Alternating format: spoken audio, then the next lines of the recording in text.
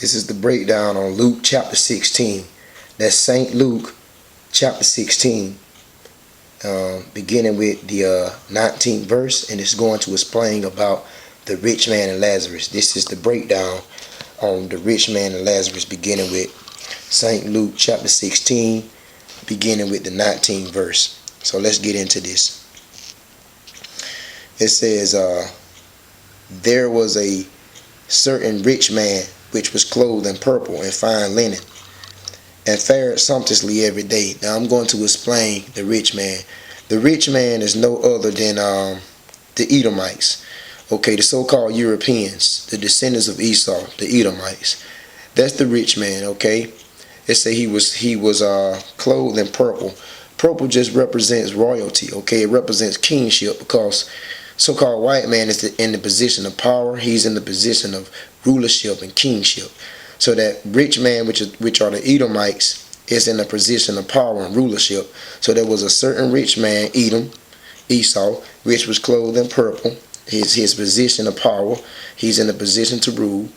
I'm going to give you precept on that in a few minutes. He was clothed in purple and fine linen, and he fared sumptuously every day. Now, I'm going to show you basically about the rich man that was clothed in purple linen. We're going to go to Psalm 73 and just show you this. Psalm 73 and verse 3. Okay, this is what the psalmist David said. The psalmist David. Okay, all right.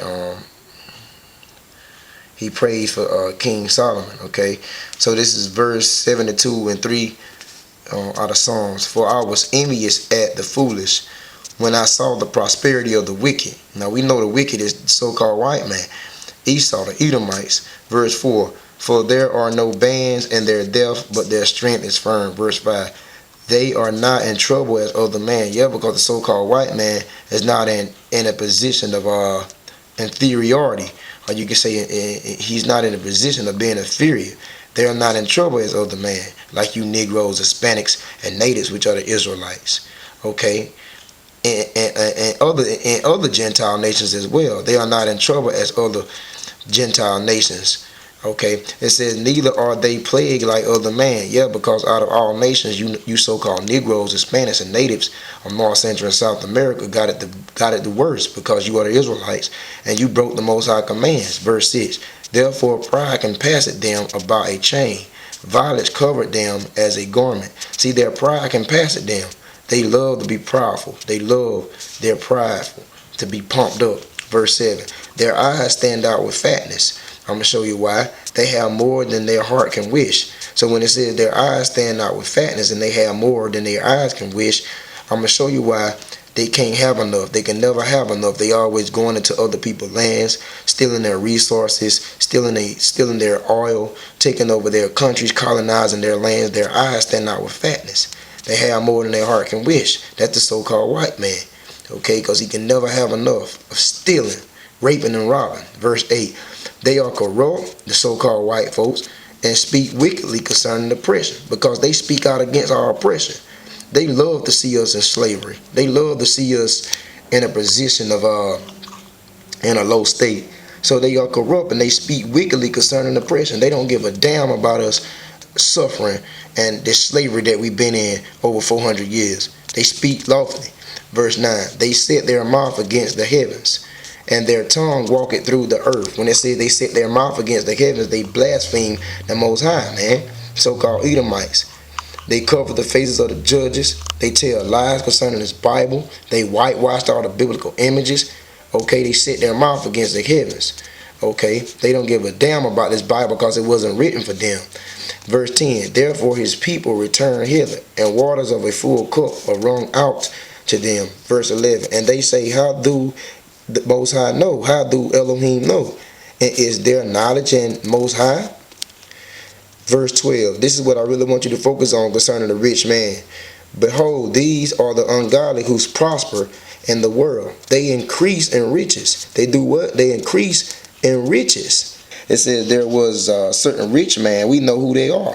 The Edomites. We know who this guy is. Which was clothed in purple and fine linen and fared sumptuously every day. Now, how did he fare sumptuously every day? I'm going to give you the precept to that. This is how he fared sumptuously every day. We can go to Genesis, the 27th chapter, and the 38th verse. Genesis 27:38. And Esau said unto his father, Hast thou but one blessing, my father? Because he blessed his brother Jacob. Isaac, which is Esau's father, blessed this younger brother Jacob. And then Esau asked a question. He said unto his father, Hast thou but one blessing, my father? Bless me even also, O my father. And Esau lifted up his voice and wept. Why? Because Esau sold his birthright, and also Jacob received the blessing. Verse 39. And Isaac his father answered and said unto him, Behold, thy dwelling shall be the fatness of the earth. So this is how the rich man fared sumptuously every day. Because he said, Thy dwelling shall be the fatness of the earth. He was telling Esau, because Esau is the first so-called white man to be born in the earth, and he's the progenitor of you European people, you Caucasian people. All of you white people, Esau is your forefather. He's your progenitor.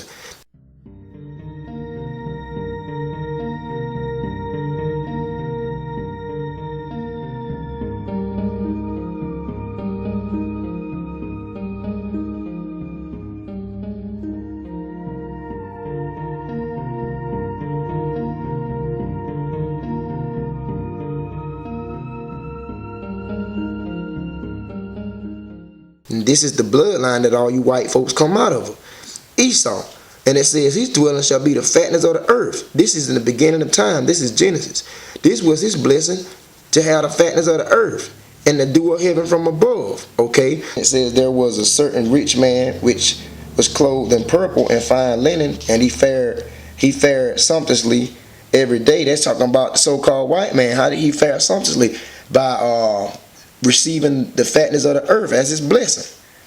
He fared sumptuously every day. I'm going to show you another precept concerning this rich man out of Luke chapter 16 verse 19, how he fared sumptuously every day.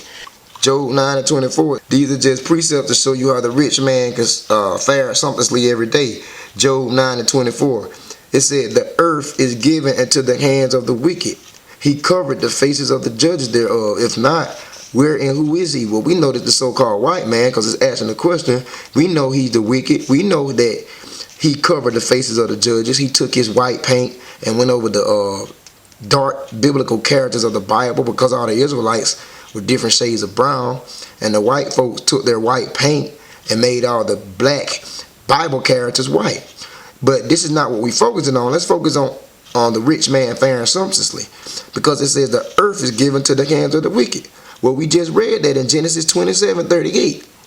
How Esau, how he received the fatness of the earth as his blessing. So the earth was given to him. That's why I said that rich man, which you Edomites, was clothed in purple, was in kingship, position of power, rulership, and in fine linen, and you fared sumptuously every day, because your blessing, you was given the earth as your blessing. This is the white man's world. Okay, you rule over the government. You know, you control everything that evolves around us. This is your blessing. Look at verse 20. I think there's enough precepts for the verse 19. Now let's look at verse 20 out of Luke chapter 16. And there was a certain beggar named Lazarus, which was laid at his gate full of sores. Now Lazarus is talking about the children of Israel. Lazarus is talking about the so-called Negroes, Hispanics, and natives of North, Central, and South America. So when it says Lazarus concerning Luke chapter 16 verse 20, that certain beggar was you Israelites, which is Lazarus, Negroes, Hispanics, and natives, which are the children of the Most High.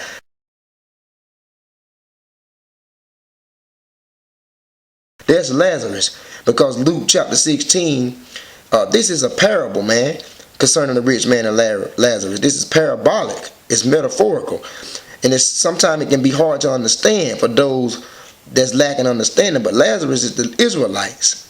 The rich man is the Edomites.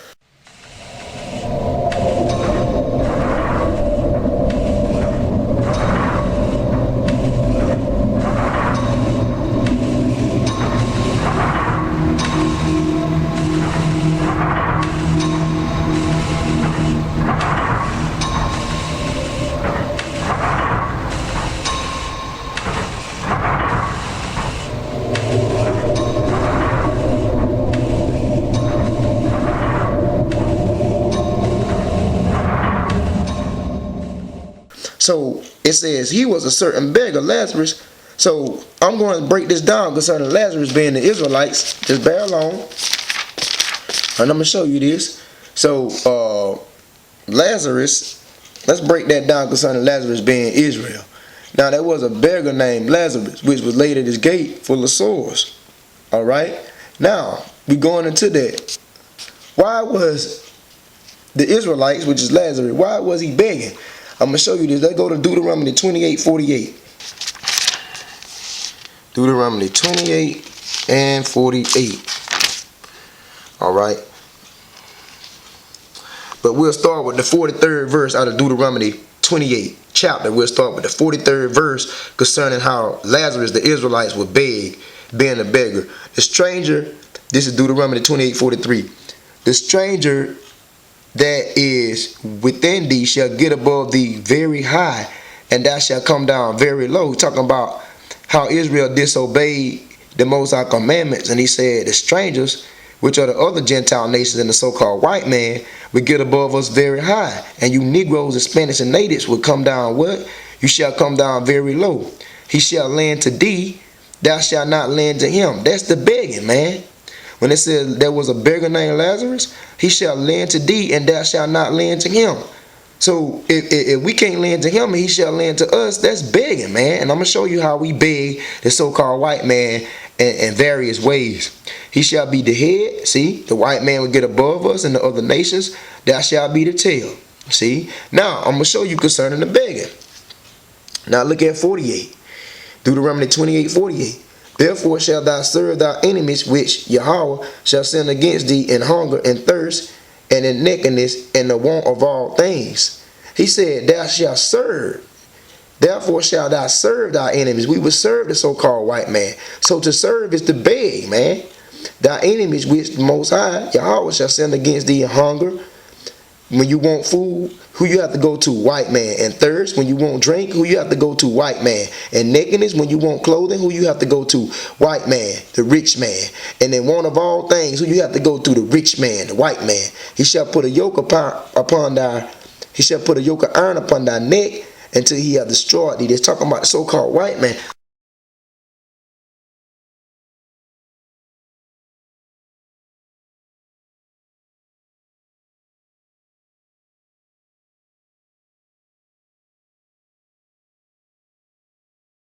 So when you go back to Luke chapter 16, the 20th verse, all right, it says, and there was a certain beggar named Lazarus. That's you Israelites. That's you Negroes, Hispanics, and natives of North, Central, and South America. That's you. You are Lazarus, which laid at his gate. What is the gate? The gate is America, man. The gate is America. They laid at this gate, the rich man's gate, the rich man's kingdom, America, Babylon, laid at his gate full of swords. Now let me break that down concerning when it says that we laid at his gate full of swords. Let me break that down. Okay, so now verse 20, I'm going to break how you Israelites, which laid at his gate, America, how you was full of swords. I'm going to show you how we laid at the rich man gate full of swords concerning Luke chapter 16 verse 20. Let's go to Isaiah 1 and 3. It says, the ox knows his owner. This is the precept concerning how the Lazarus laid at the rich man gate full of swords. The ox knows his owner.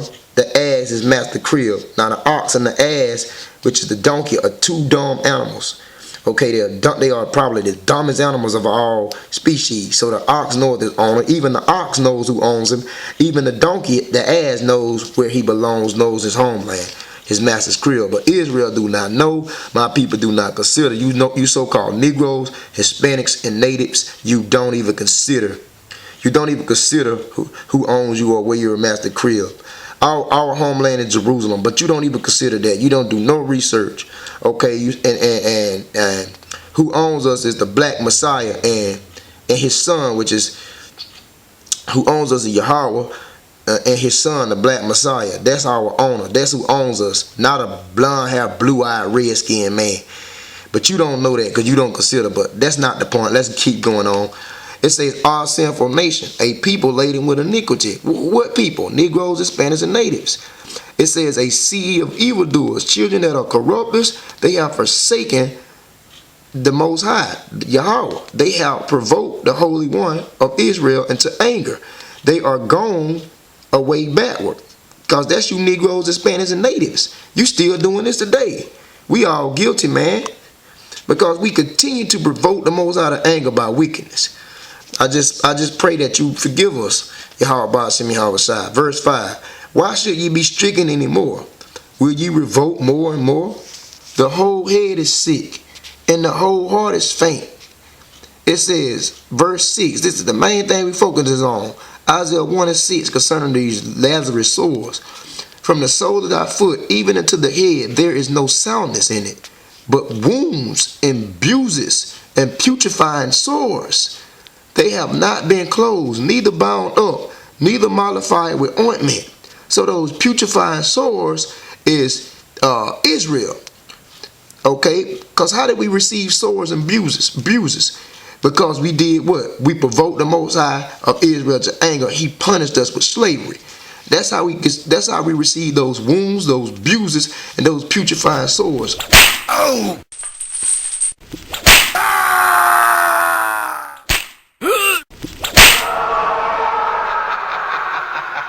And who is talking about? Israel. So when you go back to, like I said, this is Isaiah, beginning with the 3rd chapter, stopping on verse 6, concerning the Lazarus sores. Luke chapter 16 and verse 20, and it tells you about Lazarus, which laid at his gate full of sores. Is you Israelites, man.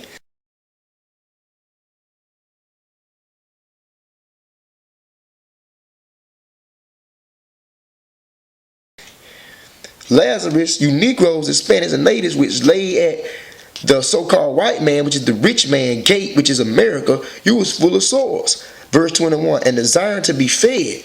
Now, why I said to the desiring to be fed? We went over that, okay?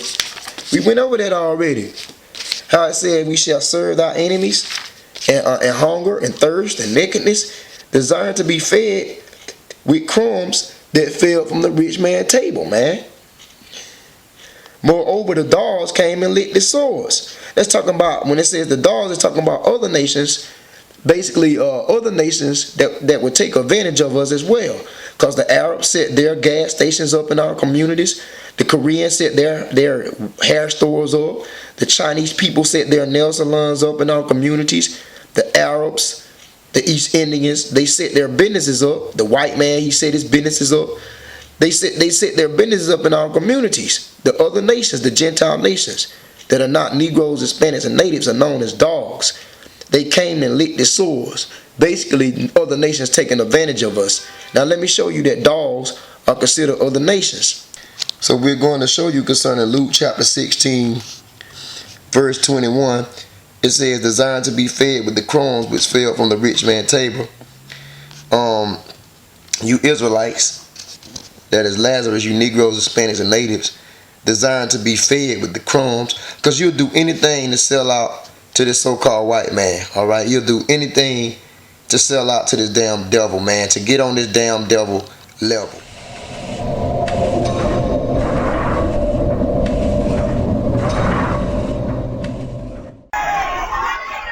I sold my soul to the devil. I know it's a crappy deal. At least it came with a few toys like a Happy Meal. I sold my soul to the devil. I sold my soul to the devil. I sold my soul to the devil. I know it's a crappy deal. I sold my soul to the devil. You wondering where they went in my cold? Listen, just I sold my soul. Addicted to these streets, to never find true peace, I'm told. Just I sold my soul. Addicted to these streets, to never find true peace, I'm told. Just I sold my soul. Addicted to these streets, to never find true peace, I sold my soul. Addicted to these streets, I sold my soul. Addicted to these streets, to never find true peace, I'm told. Come take my body, God. Don't let me suffer any longer.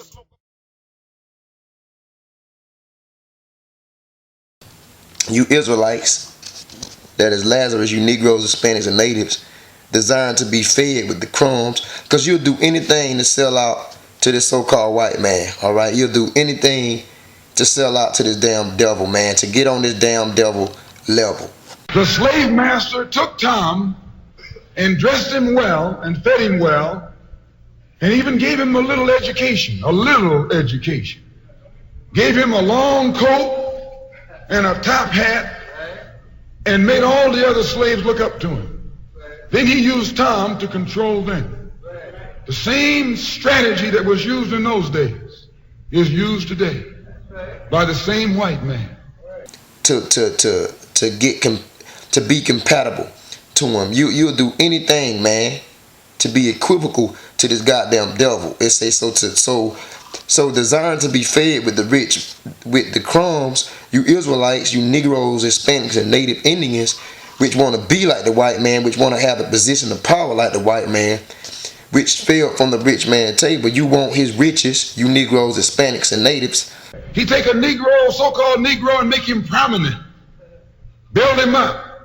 Publicize him. Make him a celebrity. Make him a celebrity. Publicize him. Make him a celebrity. And then he becomes a spokesman for Negroes.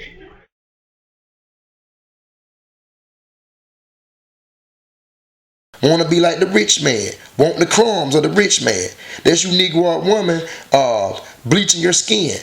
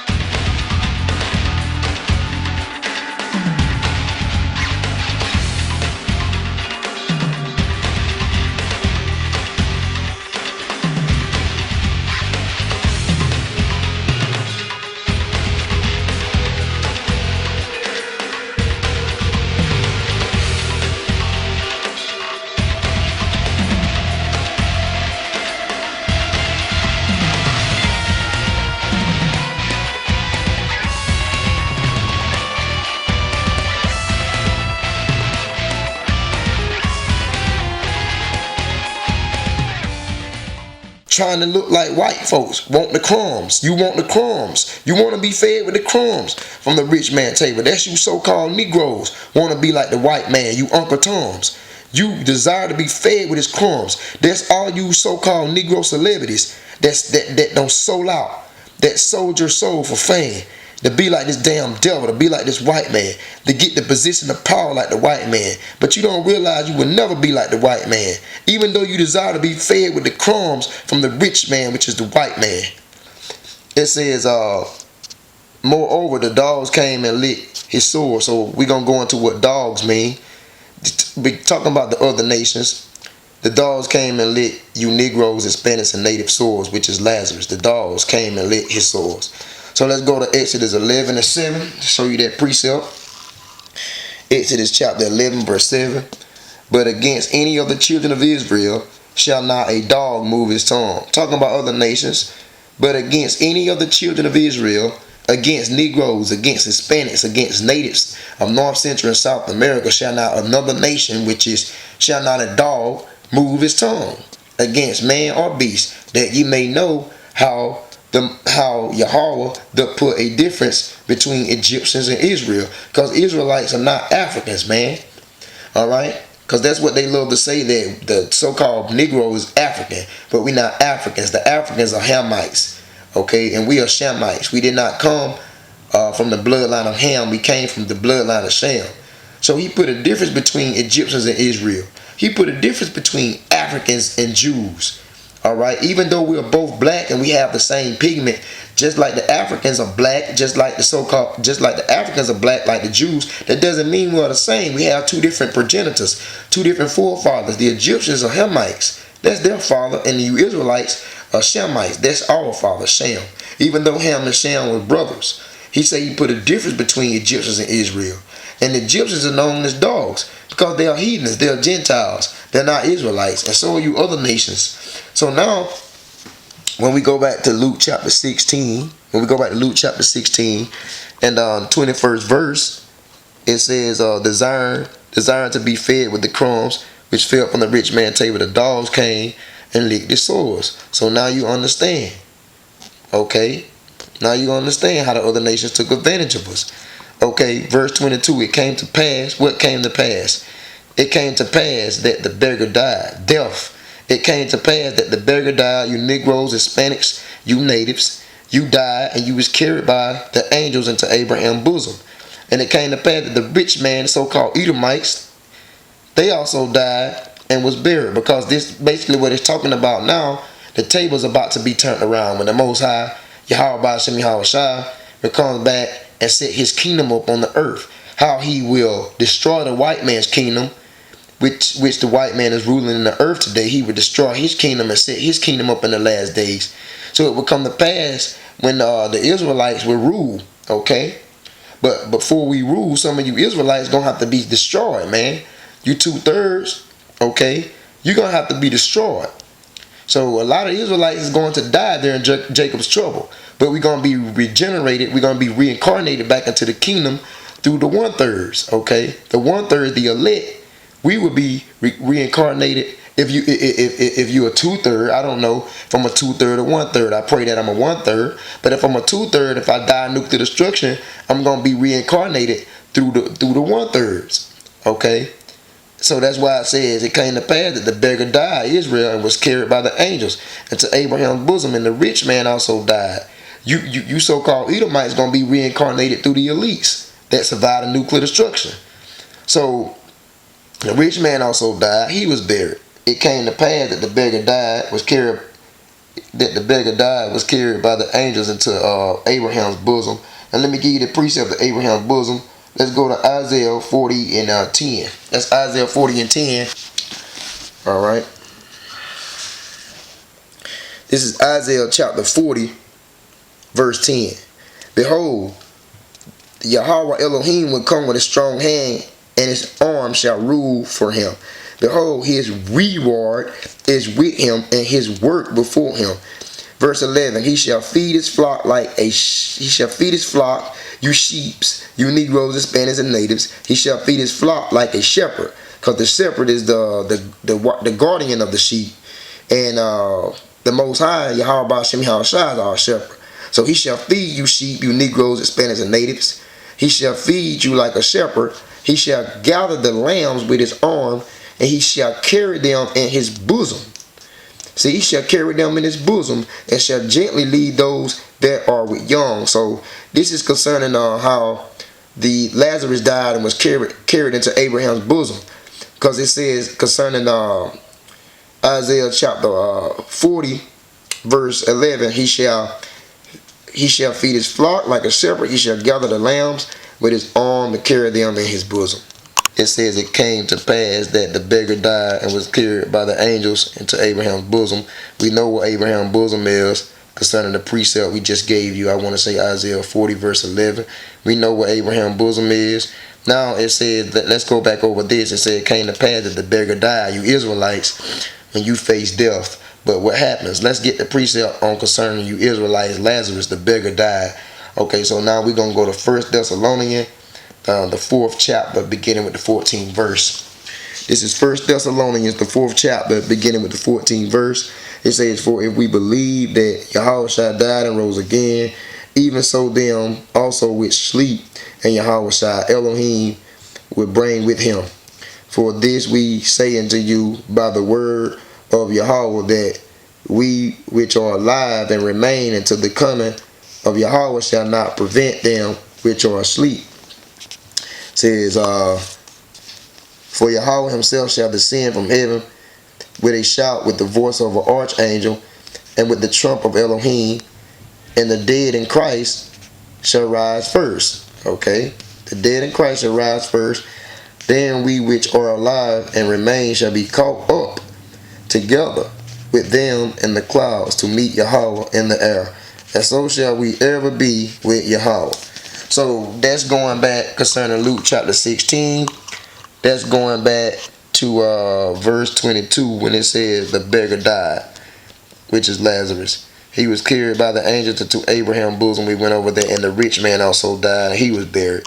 Now, let's go to Luke chapter 16, verse 23. It says, in hell he lifted his eyes. Okay, so when the rich man died, the so-called Edomites, well, you can say the so-called white man, which are the descendants of Esau, which are the Edomites, it says in hell he lifted his eyes. So what is it talking about? Because that's what it says. In hell he lifted his eyes. A lot of people believe that it's talking about a burning place in the earth. Man, that's bull crap. That's not talking about that. That's why I felt led to break this down. So what is it talking about? I'm going to show you what it means when it says in hell he lifted his eyes. Basically, he lifted his eyes in the midst of the Most High's anger. You so-called white folks, when Yahweh Shem Yahushua comes back to judge the earth, you're going to be in an unfavorable condition.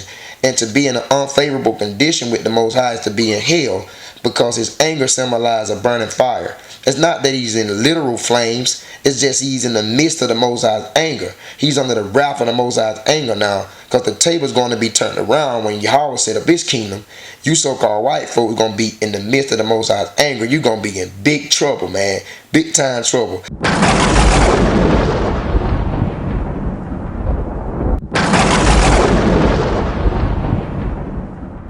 It's coming from the moon.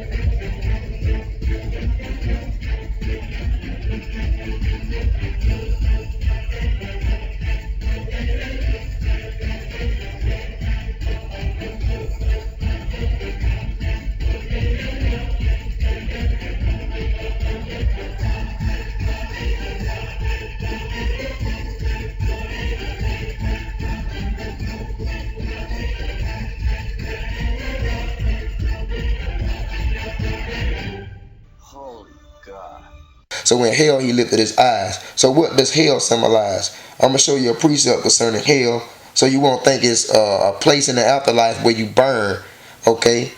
Because so many people believe that false doctrine, man. It's not that. Now let me show you what the hell that he lifted his eyes up in is simply talking about.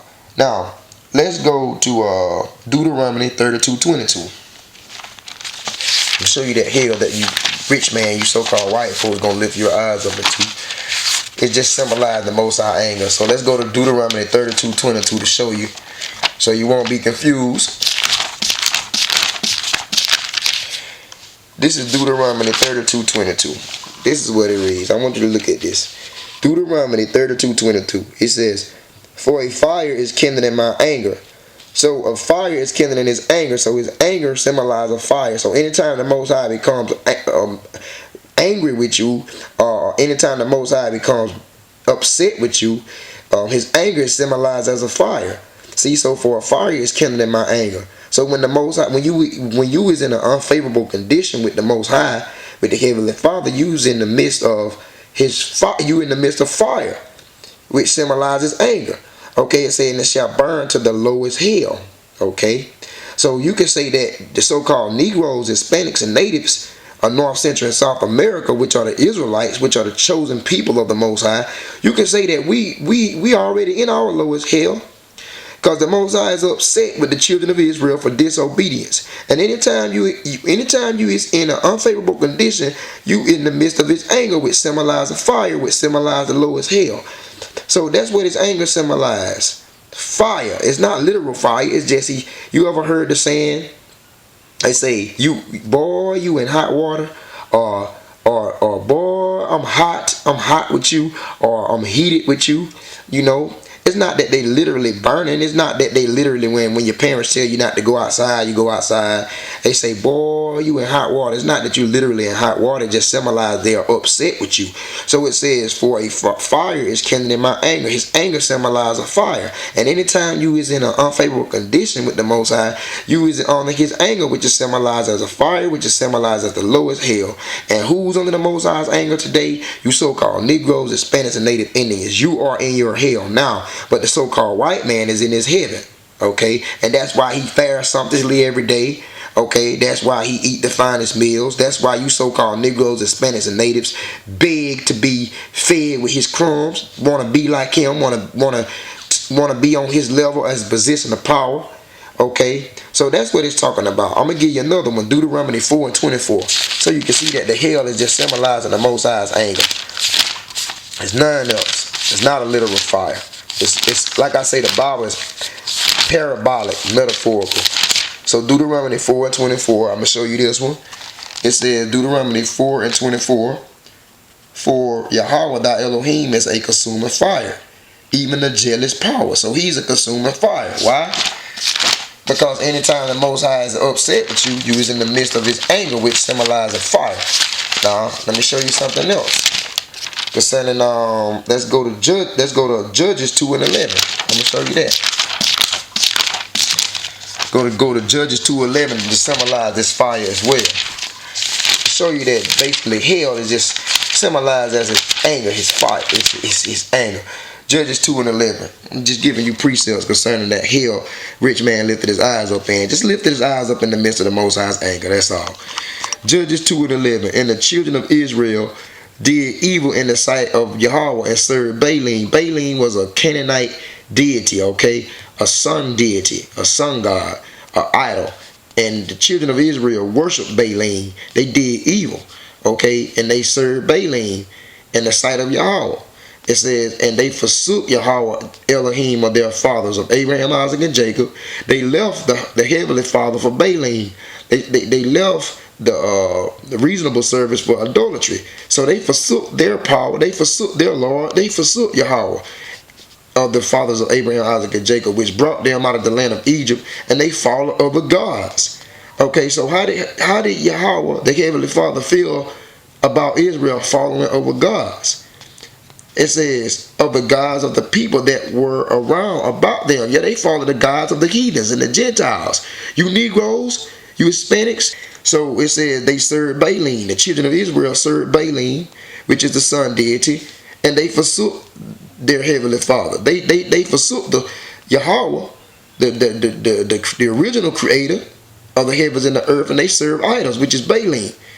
And it says they forsook Yahweh Elohim of their fathers, which brought them out of the land of Egypt. They followed other gods of the people that were around them. Because they followed, you Negroes, Hispanics, and natives, you follow other gods of the Africans. You follow other gods of the Europeans, the so-called white man. You follow other gods of the East Indians. You follow other gods of the Arabs. You follow other gods of the Chinese. You follow other gods of the Japanese. You follow other gods of people that were around about them. And they bowed themselves unto them. We still do this to this day. And they did what? When they forsook the Most High and they turned to idol worship, what did they do?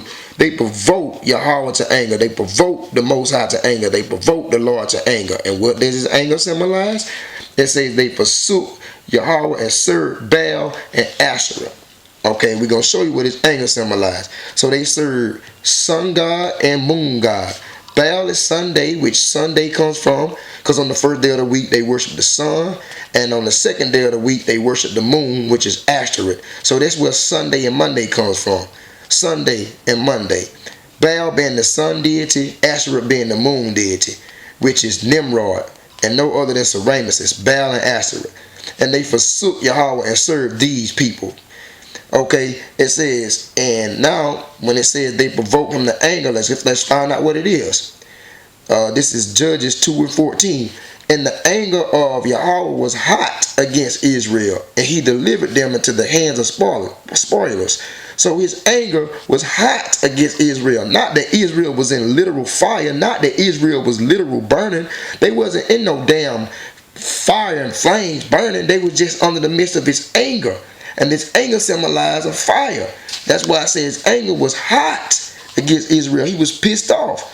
He delivered them into the hands of spoilers, and they spoiled them. He sold them into the hands of their enemies. Because anytime you is in an unfavorable condition with the Heavenly Father, you is in the midst of his anger, which symbolizes fire, which is hot, not literal flames. and in hell he lifted his eyes. So I'm pretty sure you know what's going on now. In the Most High anger he lifted his eyes, being in torment, because the Most High gonna put these white folks into slavery. Okay, he's gonna put these white folks and these other Gentile nations into slavery. He gonna receive his torments.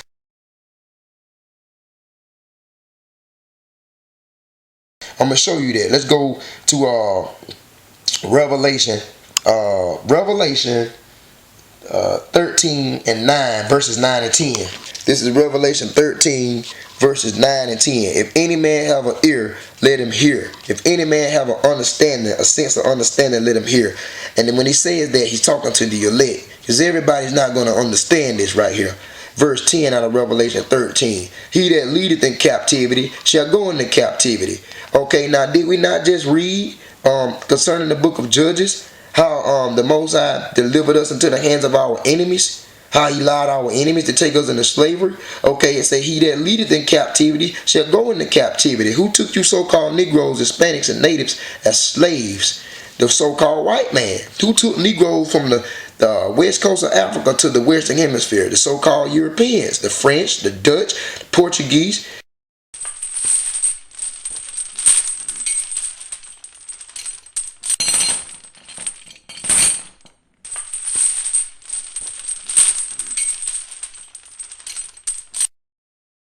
It say he that leadeth in captivity shall go into captivity. He that killeth with the sword must be killed with the sword. Who killed 99 million Hebrews during the transatlantic slave trade? Who killed 77 to 100 million indigenous people during the manifest destiny, and raped, robbed, murdered their people, and stole America and claim it as their own? So-called white folks, man, the rich man.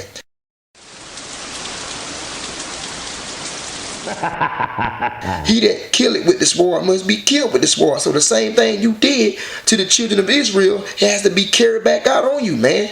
Because a man reaps what he sows. That's why when you look in Galatians chapter 6 verse 7, it says, be not mocked, for whatsoever a man soweth shall he reap. Okay, so you took us into captivity, so you're going to go into captivity. He that leadeth in captivity, go into captivity. You killed with the sword, so you must be killed with the sword. Alright? So when you go back to chapter 16, that's what it's talking about. You so-called white folks, which is the rich man, you're going to be in hell. What is that hell? The Most High's anger. You're going to lift up your eyes in the midst of his anger. You're going to be in an unfavorable condition, and you're going to be in torments because you're going to slavery. Alright?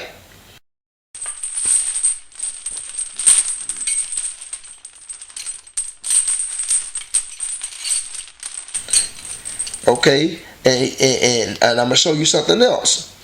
Jeremiah 30 and 16. It says, therefore all they that devour thee shall be devoured. Yep, because see, you reap what you sow. Therefore, if you devoured us, then you're going to be devoured. And all thy adversaries is enemies, man. Now, did not we just read in Judges chapter 2 how the Most High delivered the children of Israel into the hands of their enemies? Okay, your enemies is your adversaries. So, therefore, all they that devour thee shall be devoured. All those heathenistic Gentile nations that that misused us and abused us and devoured us, you shall be devoured. All thy adversaries, all our enemies, every one of them shall go into what? Captivity. And they that spoiled thee shall be spoiled, because the same way you spoiled us, we're going to spoil you with these laws, statutes, and these commands. We're going to force these laws on you, man. If you don't keep these laws, you're not going to receive any rain, and you're also going to be put to death. So they that spoiled thee shall be for a spoil, and all that prey upon thee shall I give for prey, because that goes back to reaping what you sow. That goes back to Galatians 6 and 7. Let me get that. Let me get Galatians 6 and 7 too, concerning the rich man lifting his eyes up, man, and hell, lifting his eyes up in the Most High's anger, being in an unfavorable condition. Okay, because everything you did to us as a nation is gonna come back to you 10 times. Okay, this is Galatians 6 and 7. All right, Galatians chapter 6 verse 7. Be not deceived. You white folks, don't be deceived, because you thinking that, oh, let bygones be bygones, And what we did to the so-called Negroes, which are the real Jews, what we did to the Hispanics, which are the Israelites, and what we did to the natives, which are the Israelites, you European people say, oh, God is not going to punish us for that. That happened many years ago. That's in the past. Don't be deceived, because the Most High has not forgot this. It says, Elohim is not mocked. For whatsoever a man soweth, that shall he reap. So you sold slavery, so you're going to reap slavery. Okay, you sold destruction, so you're going to reap destruction. You sold killing with the sword, so you're going to be killed with the sword. For he that soweth in his flesh shall of the flesh reap corruption. Alright, so you sold, man. So you're going to reap whatever you sold, whether it's good or bad. And you Europeans have put hell on us, so hell, you going to reap. Okay, so I'm just breaking this thing down, man. Go back to Luke chapter 16 and 23. And in hell he lifted his eyes, being in torment. He see Abraham far off and Lazarus in his bosom. The Israelites is at peace now. Okay. Verse 24 out of Luke chapter 16. He cried and said, Father Abraham, have mercy on me, and send Lazarus, that he may dip the tip of his finger in water and cool my tongue, for I'm tormented in this flame. Because he cried and said, Father Abraham, have mercy on me, because now he wants mercy. You so-called white folks, you Edomites. Now, when the Most High comes to set his kingdom up on the earth, you're going to beg for mercy, man. When we put those damn chains around your neck. Holy God. When we put those iron chains around your wrists and your feet.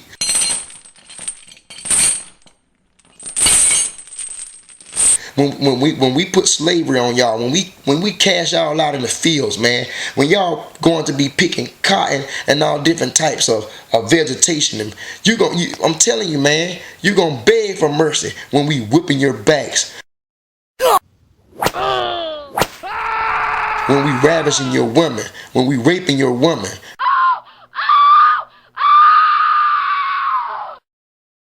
And when we all the things that you did to us, when we're bashing your baby's heads against stones and rocks, okay? When we're carrying out judgment on you Edomites, it says you're going to beg for mercy. I know he's not. And he's coming for you. Your food will be right out. Name your price. Everyone has a price.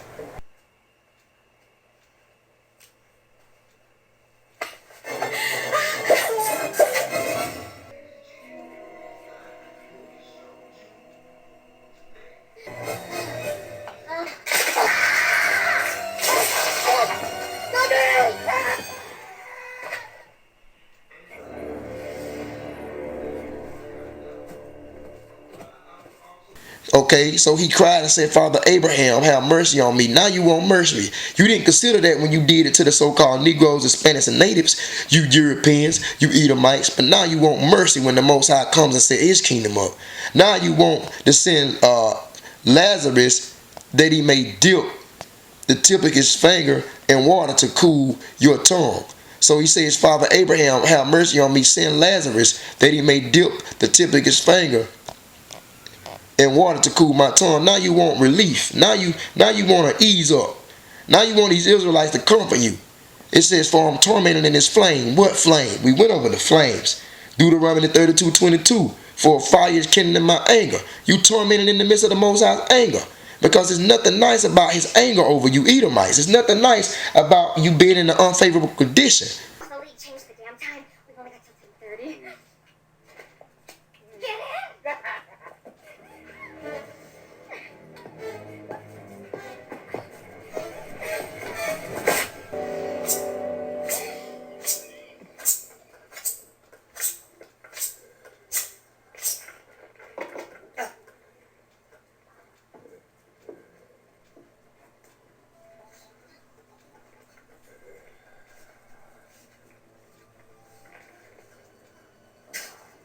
Which is his anger, which is symbolized as a flame.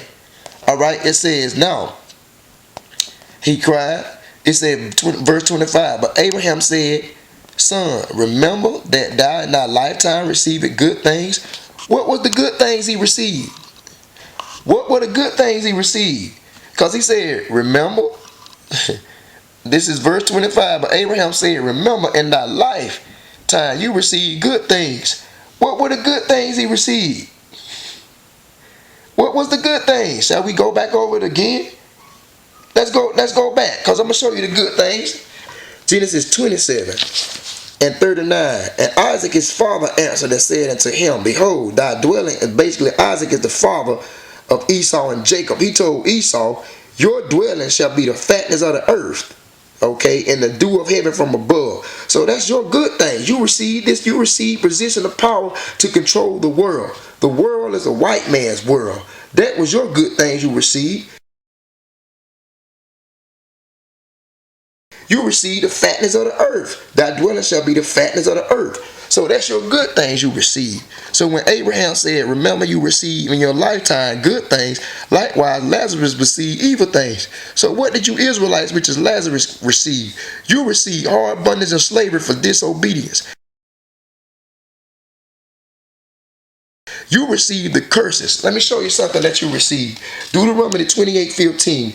But it shall come to pass, if thou shalt not hearken unto the voice of Yahweh thy Elohim, to observe to do all his commandments and his statutes which I command thee this day, all these curses shall come upon thee and overtake thee. So your evil things, Lazarus received evil things which were curses for disobedience. Curses for disobedience. Curses in Deuteronomy 28:16, stopping on 68. Deuteronomy 28, beginning with the 16th verse, going all the way down, stopping on verse 68, are the curses that came upon Negroes, Hispanics, and natives of North, Central, and South America. That's the evil things that we receive, being Lazarus. All right? But now he is comforted. Why it says, but now he is comforted? I'm going to show you this. Because it says, what? It says, but now, this is Luke 16:25, but now he is comforted and thou art tormented. So how he is comforted? Mark 10:31. Let's go to Mark 10:31. It says, but many that are first shall be last, and the last first. Many that are first shall be last. You so-called white folks that got the position of power. You so-called white folks that's ruling the earth, that's controlling the earth. You are first right now because this is your kingdom. This is heaven, just mean rulership, y'all. So this is the white man's kingdom here. This is his lot here. This is his dominion here. This is his domain. You are first because you ruling over these Negroes, Hispanics, and natives. You put your foot on them and put them incarcerated them and put them in slavery. But many that are first shall be last, because when the Most High comes back, you white folks are going into slavery, man, including you other Gentile nations. So even though we last right now, we will be first. That's why I say many that are first shall be last, and many first and many last first. Deuteronomy 28:44. He shall lend to thee, thou shalt not lend to him. It says he shall be the head and thou shalt be the tail. But when the Most High come back, we gonna be the head. We gonna be the head, and you so-called white folks gonna be the tail. It's just we the tail right now because we disobeyed the commandments of God. We didn't listen, so he put you crackers over us to rule.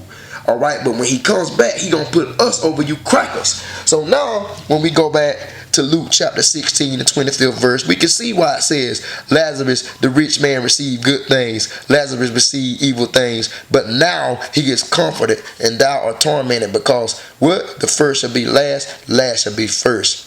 And besides, and this is Luke chapter 16, verse 26. And beside, all this between us and you, there is a great gulf fixed. So they which would pass from hence to you cannot, neither can they pass to us that would come from thence. So he say there's a great fix between the rich man and Lazarus. There's a great gulf fix. So you can't pass from here, and you can't come over to us because there's a great gulf fix. What is that gulf fix? Let me give you the precept on that gulf fix.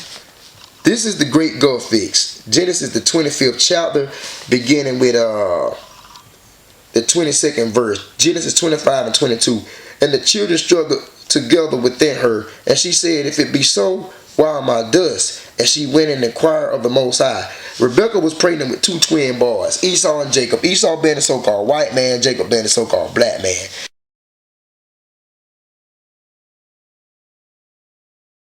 Okay, verse 23. And Yahweh said unto her, two nations, the so-called white man, Edomite, so-called black man, Israelites. Two nations are in thy womb. Two manner of people shall be separated from thy bowels. That's the great gulf fix. Because it was never meant for you so-called Negroes, Hispanics, and natives to be intermingling with this goddamn devil. It was never meant for blacks, Hispanics, and natives to fellowship and to be integrated with you white folks, which are the Edomites, which are the descendants of Esau. The Most High said that we shall be separated. We supposed to be separated. It was never meant for blacks to be with whites. From the beginning of time, it say they shall be separated from thy bowels. Okay, and the one people shall be stronger than the other, meaning you blacks would be stronger than these so-called white folks. That's why we was able to endure slave labor. We was able to endure so many trials and tribulations that white folks can't endure. Neither can they endure slave labor. That's why they set us as slaves, and the elder shall serve the younger. Esau, being the elder child, supposed to serve Jacob, the younger brother, but he didn't. He made Jacob serve him, which is talking about slavery. So two manner of people supposed to be separated. It was never meant for blacks and whites to be integrated. Even from the beginning, we should be separated. So when he comes back on the earth, when Yahweh comes back on the earth, he gonna set that right. We not gonna be integrated with you white folks, man. You damn devils. Luke chapter 6:26, he says, and all this between us, there's a great gulf fixed. That's the separation. Because it was never meant for Israelites and Edomites to be together, so that they which would pass from hence to you cannot, neither can they pass to us that would come from hence. Then he said, I pray thee therefore, Father, that thou wouldst send him to my father's house, for I have 5 brethren. That's talking about the top banking families. When he says I have 5 brethren, I'm just trying to break it down for the sake of time. When he says basically that I have 5 brethren, which you see right here, he's talking about basically the top banking families of Esau, the Rothschilds, you know, the elites, basically, the 5 brethren, that he may testify to them, lest they also come into this place of torment. All right. Abraham said to him, they have Moses and the prophets. Why you say they have Moses and the prophet? Because Moses and the prophets are basically talking about the Torah, and the prophets is talking about from Joshua to Ezekiel, the books. So they have the Torah and they have the prophets, which are from the book of Joshua to Ezekiel. They have those books. They have the Torah and the prophets. Let them hear. And he said, no, Father Abraham, but if one went unto them from the dead, they will repent. Okay, he said unto them, if they hear not Moses and the prophets, if they don't hear the books of the law, the Torah, and the prophets from Joshua to Ezekiel, neither will they be persuaded through one that rose from the dead. So that's basically wraps up the parable of rich man and Lazarus, man. Okay, so that basically wraps up the parable of rich man and Lazarus, dealing with Luke chapter 16, verse 19, stopping on 31st verse. That basically sums up the rich man and Lazarus. It's nothing but a parable, okay? And I hope you was edified concerning this lesson. Once again, this is Brother Brandon Judah McDuffie. All praises due to Yahweh, Yahweh Shai. Until next time, shalom.